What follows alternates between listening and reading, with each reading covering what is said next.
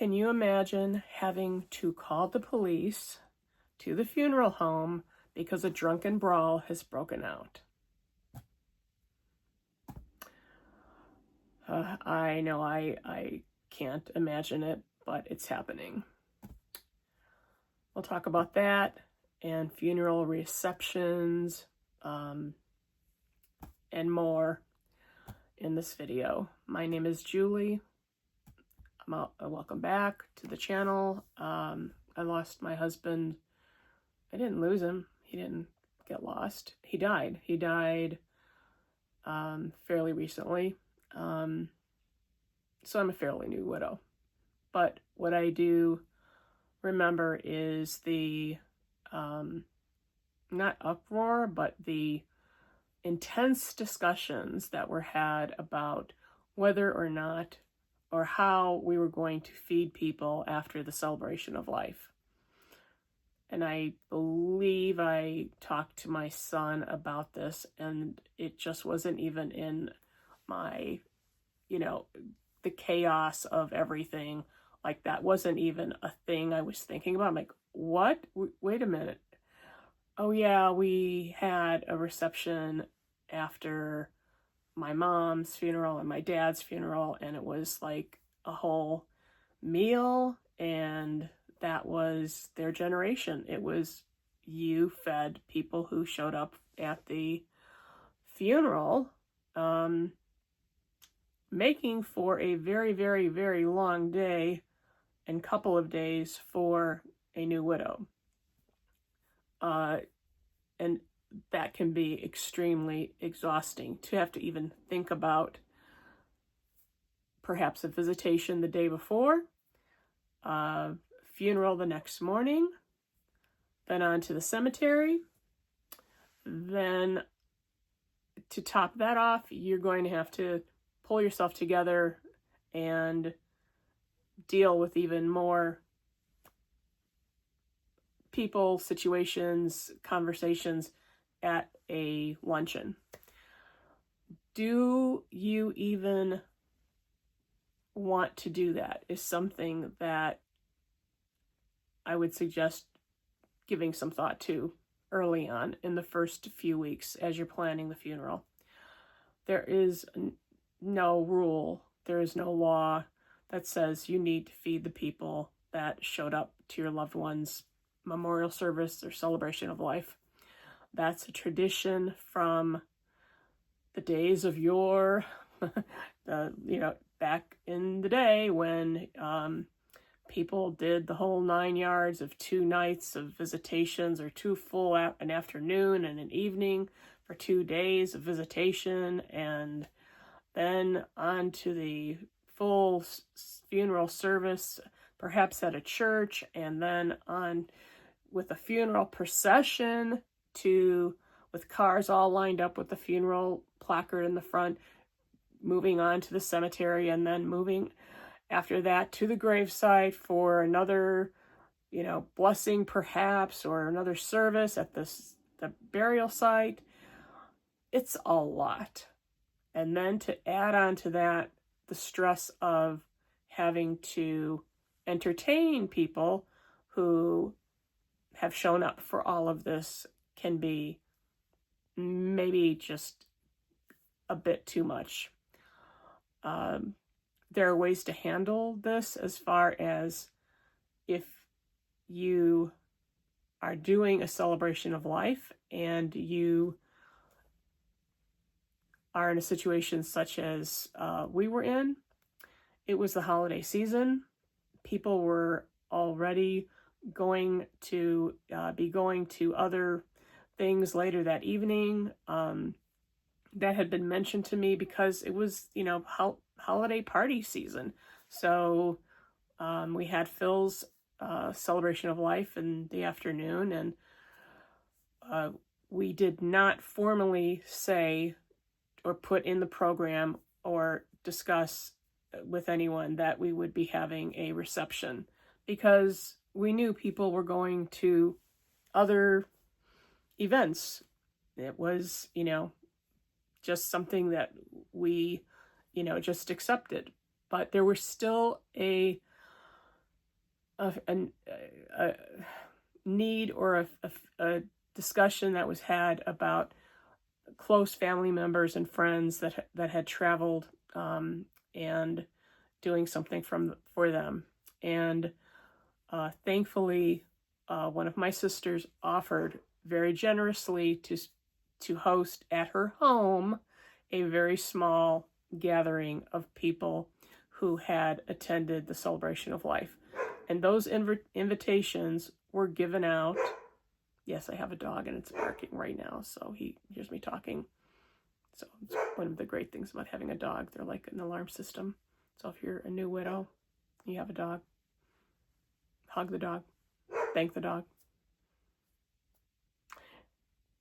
So we gave the instructions to individual people during or right after the celebration of life to, or the invitation actually, to return to my sister's home. We gave them their address, but it wasn't everybody there. It wasn't something we printed in the program.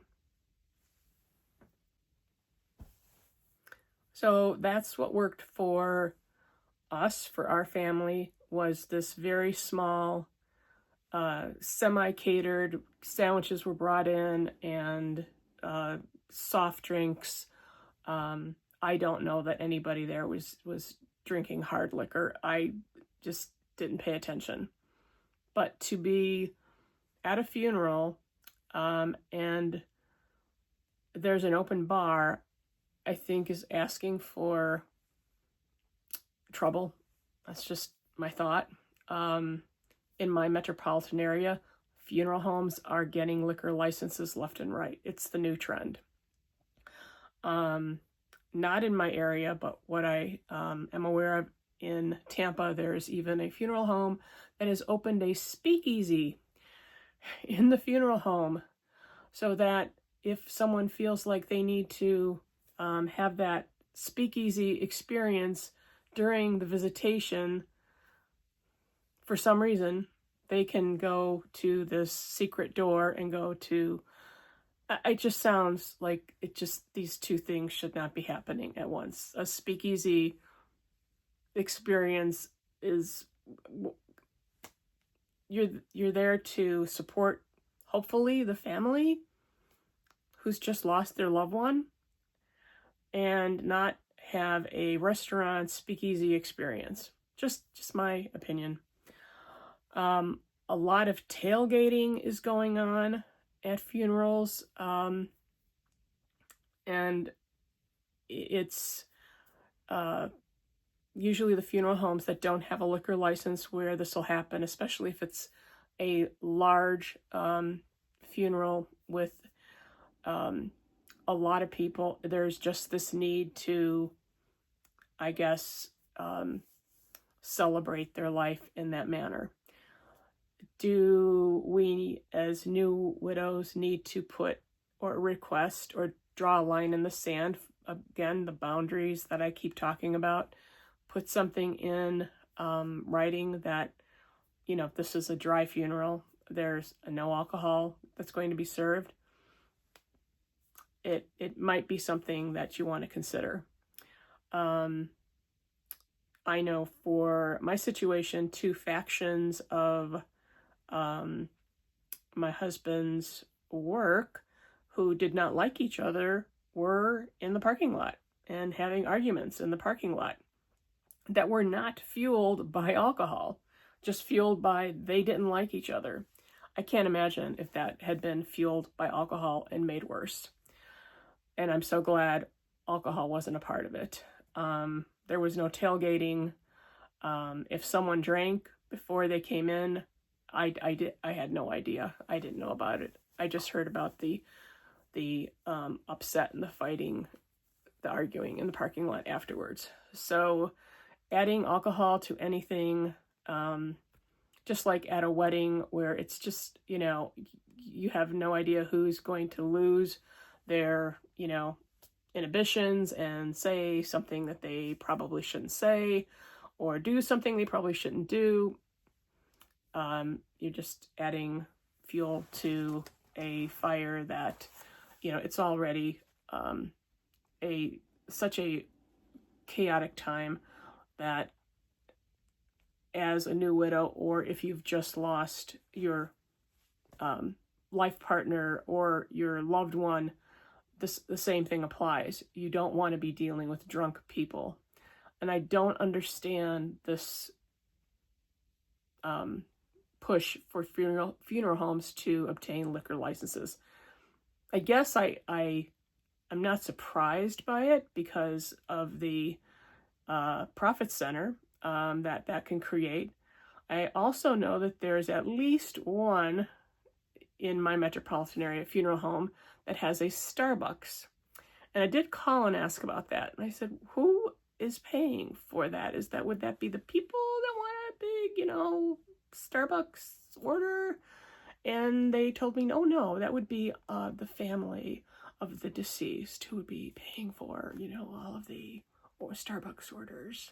And, that would just be totaled up at the end. Plus, of course, the tip that, you would give the barista. I'm like, oh, okay.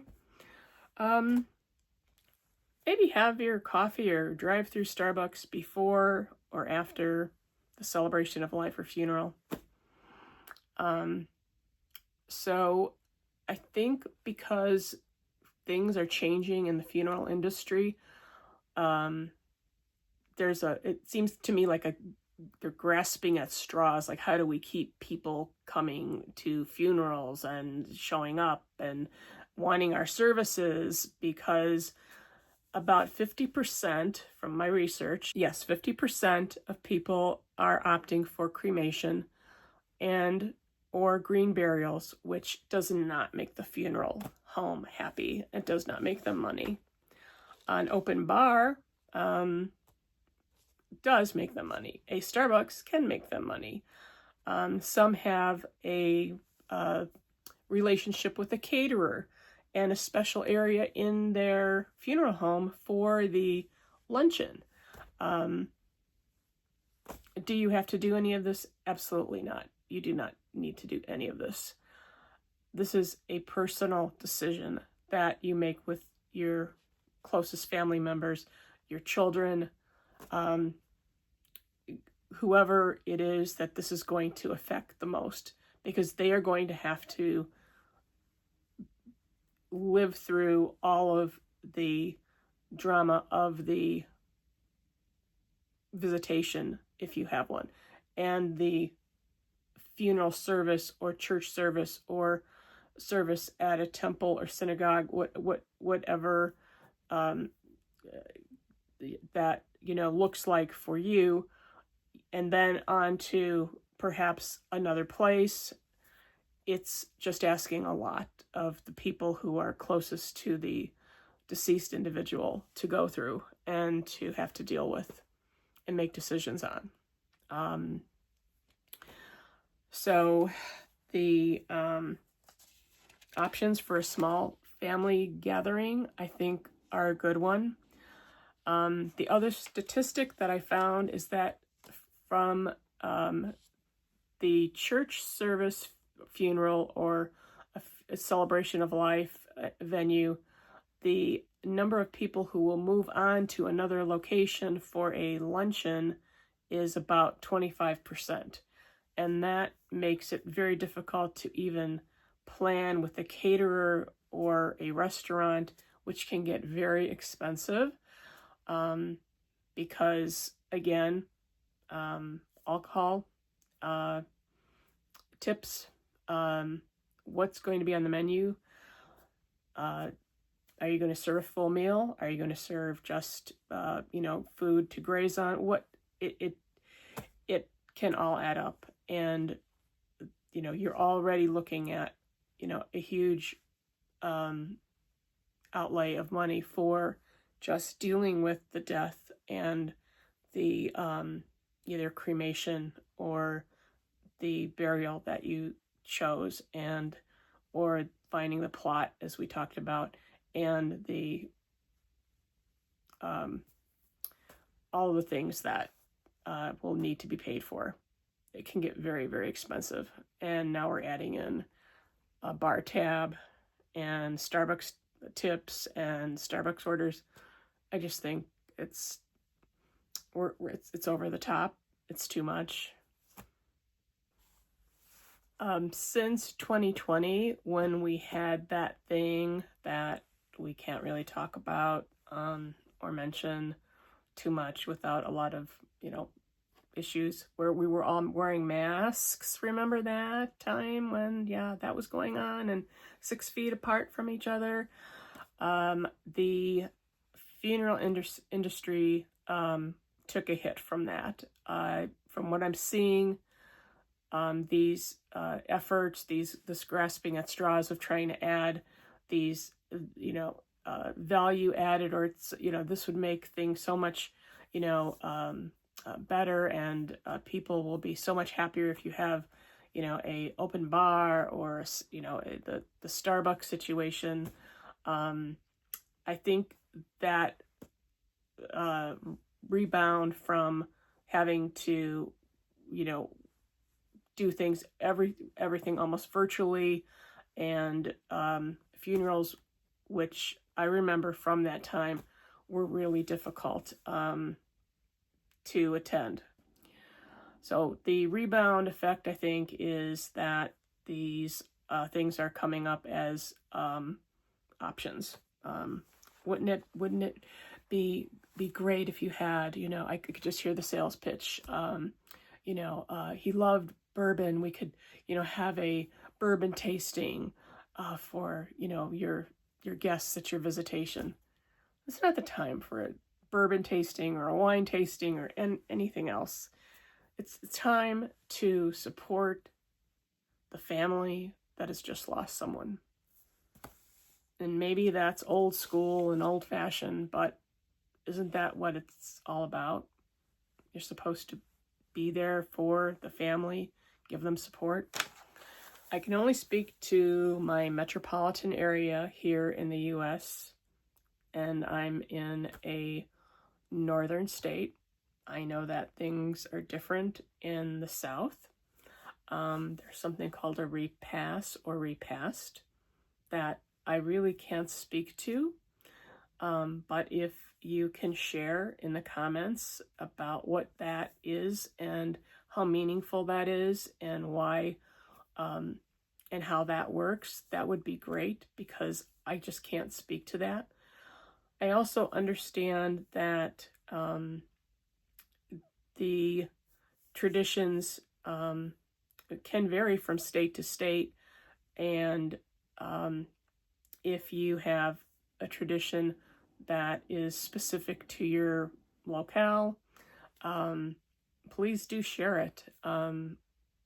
I can only let you know what's going on in the metropolitan areas, in the northern half of the United States, and it's not exactly what I would call a respectful trend. And I hope that it's one that we see kind of fade away as people realize that death is very expensive, and for those left behind, the costs can add up so very quickly. And again, the last thing that you want to be worried about as a new widow or widower, or someone who's just lost your life partner, is a bar bill from the funeral home. Thanks for watching. If this video's been helpful, please like it. If you would like to share this video with someone who is going through this, I would appreciate it. And I'm sure they would appreciate it too, because these are all things to think about when you're in those first few weeks of losing your loved one. And they're not often talked about, especially these extra added on things that can become huge costs that are, especially when the death is unexpected, become a huge issue. Thanks for watching, and take care.